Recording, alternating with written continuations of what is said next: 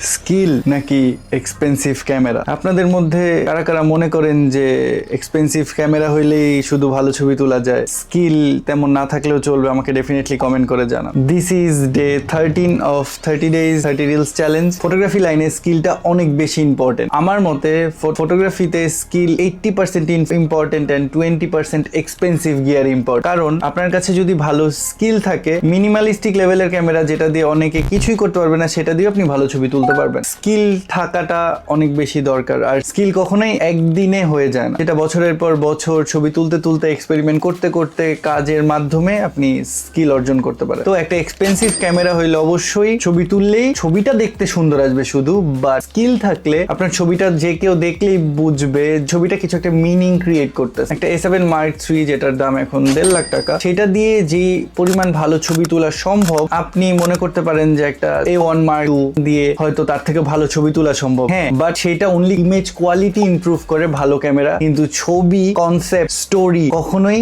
এটা ক্যামেরা দিয়ে আসে না, সেটা আসে আপনার এখান থেকে এন্ড আপনার স্কিল থেকে। যারা যারা হতাশ যে আমার কাছে ভালো ক্যামেরা নাই, আমার কাছে এইটা নাই, আপনার কাছে যেই লেভেলেরই ক্যামেরা থাকুক না কেন, স্কিল ডেভেলপ করেন, প্র্যাকটিস করেন, এক্সপেরিমেন্ট করেন। আপনিও আপনার এই প্র্যাকটিস এর জার্নিতে আপনার ক্যামেরা ঠিকই আপগ্রেড হয়ে যাবে। স্কিল যদি আপগ্রেড না হয়, আপনি ফটোগ্রাফিতে ভালো কাজও মানুষকে উপহার দিতে পারবেন না।